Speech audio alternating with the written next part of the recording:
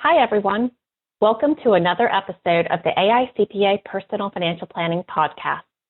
I'm Andrea Miller, and here we are in our third year of delivering insights from experts on tax, retirement, estate, risk management, investment, client service, and practice management topics. Be sure to visit us at aicpa.org/PFP and stay tuned at the end of the episode for information on how to access valuable resources. And now over to our guest. Thank you, Andrea. Welcome to Deeper CPA Financial Planner Connections. I'm Lyle Benson.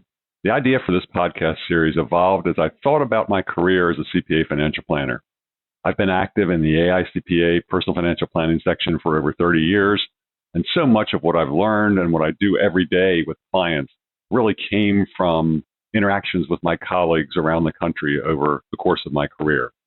Started with my very first personal financial planning conference that I went to in 1987, where I listened to speakers and got to know folks like Stan Breitbart and Stu Kessler, Howard Safer, and Jim Shambo, who were all kind of first generation founders of the personal financial planning section when it spun off from the tax section. Those relationships that I've built have continued through the years with my involvement with the AICPA, with chairing the executive committee, and also with the study group that I formed 13 years ago, the Athena Study Group. And just building those connections, taking them deeper, and those relationships have been so helpful for me in my career and so much a part of the community that we're all part of as CPA financial planners. I really think CPAs at any stage of development of their services in the personal financial planning area and serving individuals and families can benefit from learning more from leaders in the profession. Taking these conversations to a deeper level, learning more about some of the leaders in the field and how they got to where they are, how they provide the services they do, how they work with clients, and what it means in their lives, I think is valuable for anybody practicing in this area.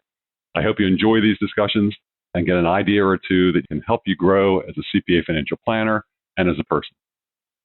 I'm joined today by Akemi for another episode in our Deeper CPA Financial Planner Connection series. So let's go ahead and jump right in. Akemi, thank you for joining us today. I really appreciate you being part of this program. Oh, thank you for having me here today. It's always a pleasure to collaborate with you. So I want to start out and just give the audience a little bit of a background of how you built the career and the practice you've got now and what path you took to get to the point where you are now. Can you give us a little bit of that background? Yeah, absolutely. I studied accounting in college. So I graduated with an accounting degree from University of Southern California.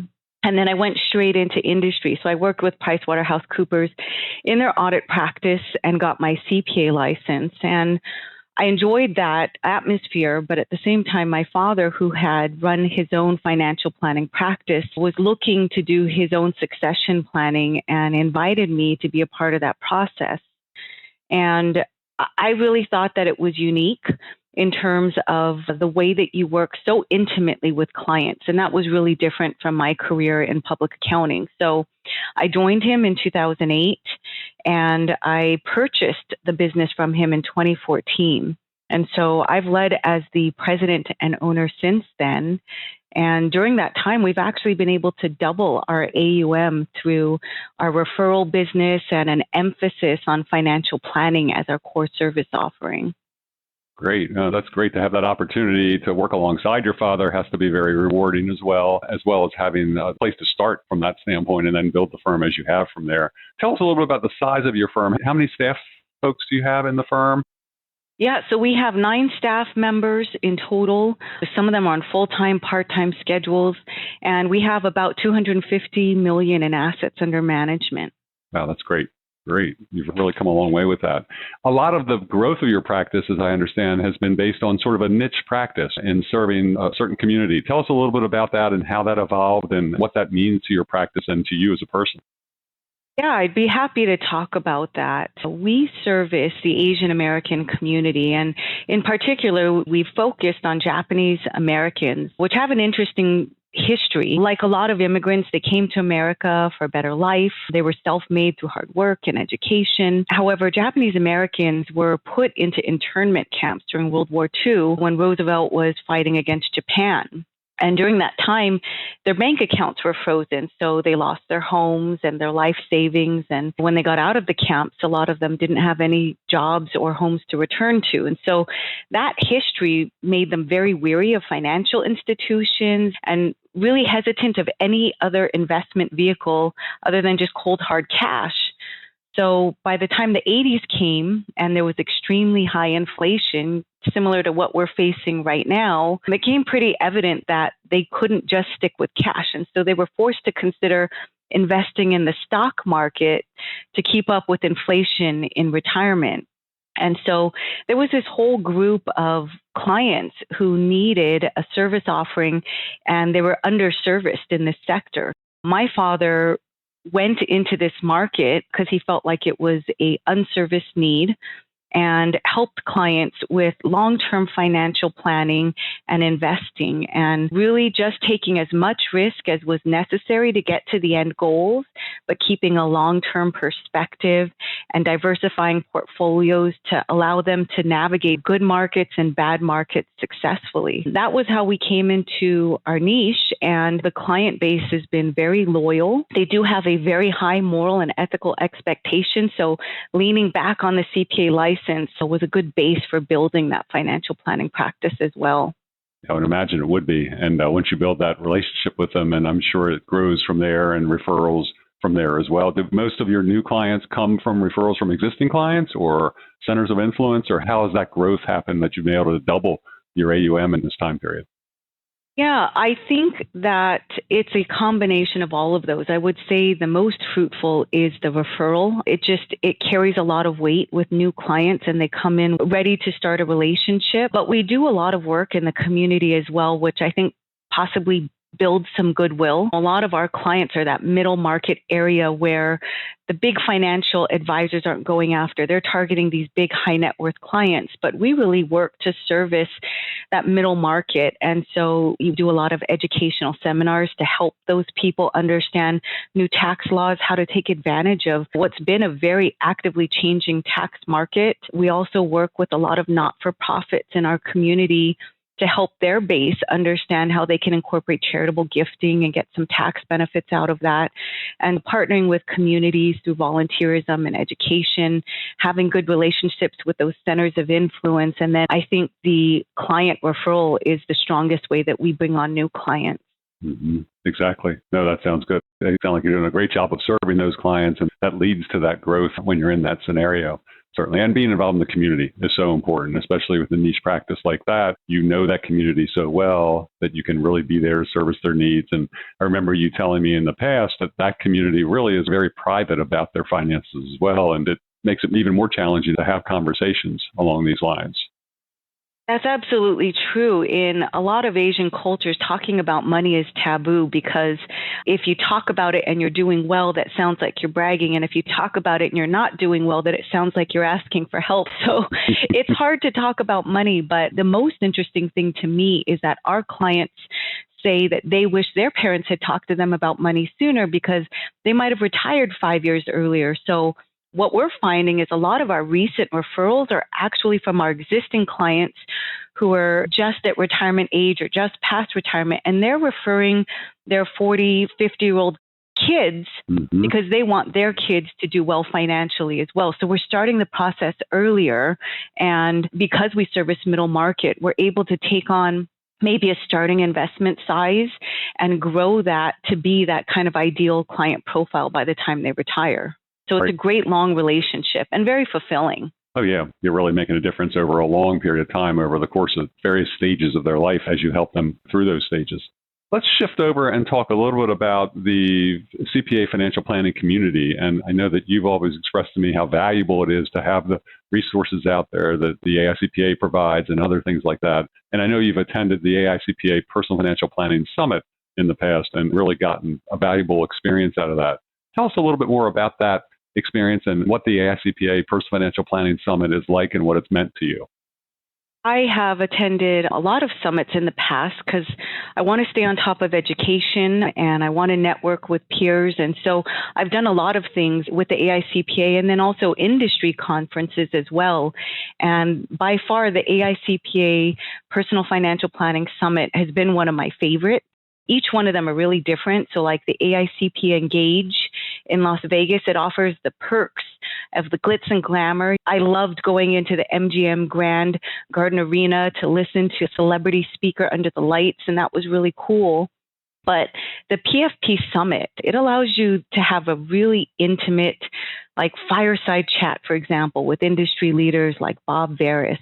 Just one-on-one conversations that are invaluable that I don't think you would get anywhere else. And because it is more intimate, there's a lot of team building that happens as well.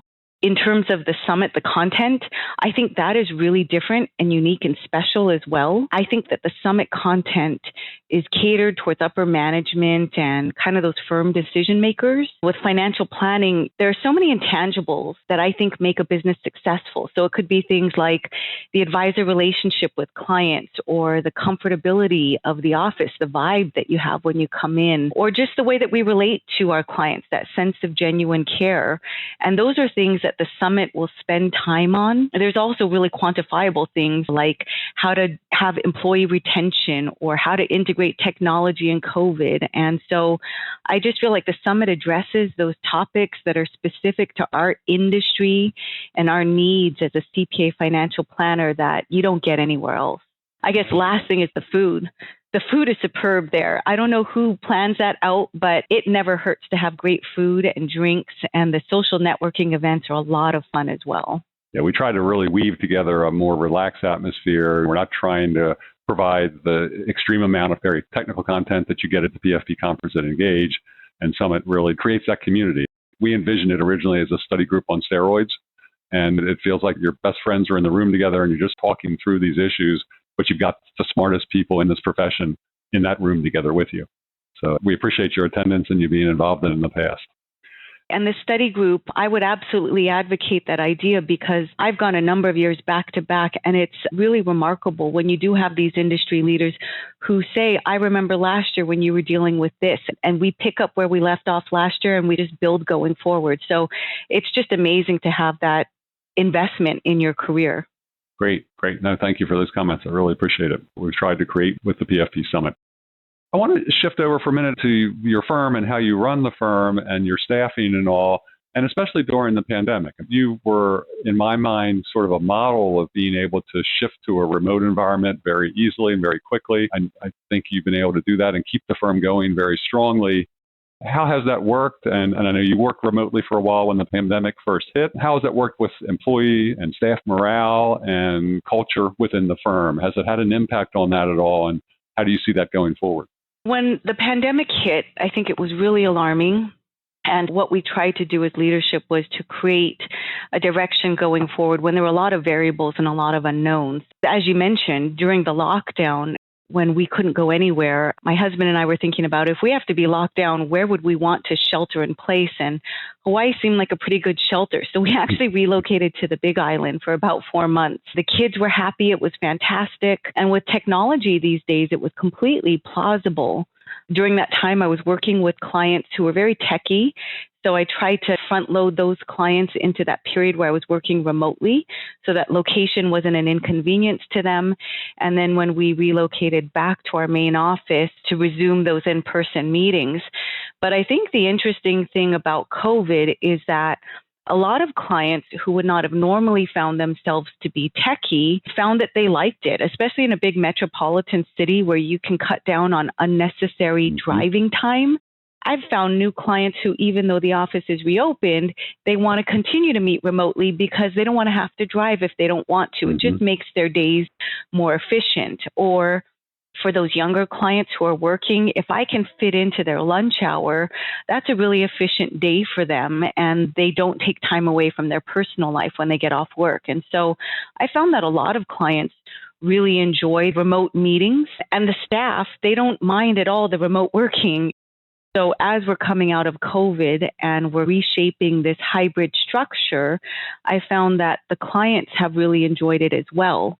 We have staff who had various different personal needs. So on one side, we had staff members who were caring for aging family members during COVID, and that was a different need they had to respond to. And then we also had younger staff members who were dealing with children who had varying school schedules in COVID. And so being able to work hybrid allowed them to have the ability to care for their family, the priority in life. And now that we're hybrid, we've adapted to keeping that kind of openness. So, for example, for a working mom, she can be a full-time employee for our office, but she can still facilitate a pickup and drop-off schedule, which is important for her and has allowed us to retain really good employees. So I've been happy to incorporate that into our firm. And I think it makes us a pretty progressive, modern firm that makes us competitive with some of the bigger firms as well. Exactly. You got to be able to provide that flexibility. You can really attract the talent. Have you hired new people since the pandemic started in the firm, new staff? And if you have, has that been more challenging, or was it more challenging in a remote setting like that? We did, actually. We hired 2 new staff members during COVID. And I guess I consider COVID like a longer 1.5 to 2 year window. And the reason being, we wanted these new employees before COVID hit. And when COVID hit, we thought, we'll just wait 3 months. And we found out COVID was not going to be over in 3 months. So if we needed these staff members, we needed to hire them. And so we did interviews by Zoom, which I thought was interesting, and we hired them, and we got technology shipped out to them, and we do check-ins. For the first 3 months, we do a 30-day check-in. And when we had a first staff meeting in person after some of the COVID restrictions were lifted, that was when we got to meet some of our new employees for the first time face-to-face. And luckily, just utilizing technology, we had felt like we had good synergies already, and that was a good ability to come back together. But it's been a very different environment. And I've even heard of firms hiring people who will never come into the office. And so I just think that possibilities are endless now. There really are. There's just a lot more flexibility, a lot more openness from our side as firm owners, as well as from the client side in terms of how they interact with you as well. And I think it's just a much more efficient way to operate, and realizing, too, that there are times when that in-person meeting is really important, too. And for us, I know we find it depends on the topic, and depends on what we're going to talk about and whether we need to do it in person or if a virtual meeting will work. Absolutely. And on the other side, not only have we hired new employees during COVID, but we've actually brought on a lot of new clients during COVID, which I thought was interesting as well. When we were in our niche, there were times where I started to wonder, have we gone too deep into this? Are we closing the door to maybe new clients by being a niche practice? But in COVID, what I found was that people were a lot more open-minded about having business relationships that weren't in your backyard. So, for example, clients who were in different parts of the country, but really felt like they matched up with us in terms of our service offering and their needs, were much more open to starting a relationship and doing virtual meetings because they had become more comfortable with that in our new COVID world. So I felt as a niche practice, it allowed us to go deeper into that and really find the clients who were a good match for us all over the country. Interesting perspective, yeah, because geographic location doesn't really matter as much anymore if you can work with clients as we are these days with the technology that's available to us. That's great. Tell me about what are the things that you enjoy most about what you do with clients and with running the firm? What are the key things that really bring you the most pleasure? I think that I'm happiest when I get to witness my clients' successes. I love it. And I truly feel fulfilled when I see my clients retire successfully after a lifetime of hard work. I love it when my clients are celebrating their kids graduating from college, and we work together for a number of years to save for that goal. So for me, it's just really rewarding to be a part of their victories. Or on the flip side, with COVID, with a lot of passing, to be the person that they turn to rely on, to help when things are tough. So I think those client relationships, it's really an honor to be a part of their lives. It's a great perspective. It really is. It reinforces why we do what we do for clients when you see, like you said, the good times and the bad times. We're there to help them through all the various aspects that they run into in life. We talked a little bit about the AICPA Personal Financial Planning Summit. But more broadly, in terms of the CPA financial planning community, I know you've done some things for the AICPA over the years and gotten involved there. The State Society, you've probably been involved in as well. Any advice for someone as they're moving into this area in terms of how to build those networks and those relationships that are so valuable in our profession? I think for somebody who is starting in the financial planning practice, a good step would be to get a mentor, somebody that you can consult and check in with regularly. Because I know when I'm running my practice, sometimes I am so deep in the weeds that there could be something obvious that could be improved that maybe I just don't see.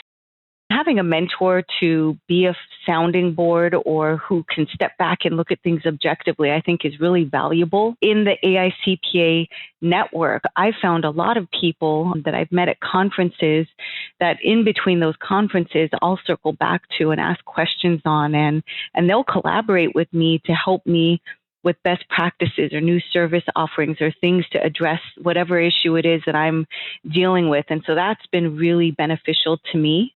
I think another thing is to develop your skill set. So whatever it is that you like the most, like for me, I mentioned I love that face-to-face contact with the clients. Mm-hmm. My father always told me hire people or outsource sectors that you don't do as well. So for example, to enable my face-to-face time with contacts, I need to use a back office service provider to assist me with things like billing and statements and rebalancing, things that are essential to the business, but maybe not as value added on the front end. By outsourcing that, I'm also able to take some of that HR off of my plate as well, of benefits and W-2s and all of those types of things. So that's been a really good relationship to have a back office service provider. And I guess maybe a third thing for somebody in the industry, I would say, is to constantly work on increasing your knowledge through the networks like the AICPA conferences, because you get to meet with like-minded folks. And volunteering in those organizations, I found, really pays dividends back in all different types of ways, not only in building relationships, but really learning a different skill set as well. Yeah, absolutely. I think when people ask me about the time and the commitment I've made to groups like the AICPA, PFP Section over decades of my career, I've always told them that I feel like I get so much more out of it than I put in, because the relationships and the network of people and just building those relationships are so valuable to helping us develop how we serve clients and how we provide the services we provide. Absolutely. If you had to look forward at the CPA financial planning profession and where things are headed, any thoughts on what that might look like as things evolve? It seems like technology is evolving so quickly. Competition is ramping up to the point where there are these national firms buying practices. We've got an aging universe of owners of firms that are feeding into that, I think, to a great extent, as people look for a succession plan. What do you think the future of the CPA financial planning profession might look like? That's a great question, Lyle. I think, like you said, the industry is evolving. It doesn't feel like that long ago that one of the major topics was, if robo-advisors were going to take over the industry. And so it's just interesting how the topic of the time changes so quickly. I guess if I were to look forward, I think that the financial planning industry will become more collaborative and more financial planning based. As a CPA financial planner, I find that the line between estate planning or tax planning or investment management, all of those things integrate together. So I see that the umbrella of financial services will become more integrated and more collaborative to serve the best needs of the client. And I think that it's just going to be really important for us to always focus on the goal and to integrate technology as best as possible to service those needs. The tax landscape has been changing so rapidly, and I feel like that also integrates financial planning to being not just that traditional broker investment relationship, but really being integrative of all finance together to benefit our end client. Yeah, it's that holistic approach that a CPA financial planners can bring to the table to benefit their client, and really understanding their clients and understanding what's important to their clients and their lives and what makes a difference in their lives, and coming at it from that approach and weaving together all the technical aspects really is how we best serve those clients over time. This has been a wonderful discussion, Akemi. I really appreciate you spending time talking about this today. On behalf of the AICPA Personal Financial Planning Section, this has been Lyle Benson and Akemi Dalby. We really appreciate you listening today. We highly encourage you to visit the AICPA PFP Section website to find resources to help you help your clients. And stay tuned for Andrea Miller, who will tell you more about how to access this content. Thank you for listening. And thank you for sharing with our community of listeners. Our hope is that you found a valuable takeaway that helps you help your clients. Check out the show notes to find resources related to this episode. We are living through unprecedented times, and we want to know what you need most to support your clients and your business. Feel free to send an email to financialplanning@aicpa.org with topic ideas. The AICPA PFP section is the home for professional financial planners, designed to save you time, help you best serve your clients, and take your practice to the next level. To find more valuable resources, visit us at aicpa.org/PFP. If you'd like to know more about the CPA exclusive financial planning credential, go to aicpa.org/PFS. Thank you so much for listening, and I look forward to next time. This podcast is designed to provide illustrative information with respect to the subject matter covered and does not represent an official opinion or position of the AICPA or AICPA.org. It is provided with the understanding that the AICPA and AICPA.org are not engaged in offering legal, accounting, or other professional service. If such advice or expert assistance is required, the services of a competent professional person should be sought. The AICPA and AICPA.org make no representations, warranties, or guarantees as to, and assume no responsibility for, the content or application of the material contained herein, and especially disclaim all liability for any damages arising out of the use of, reference to, or reliance on such material.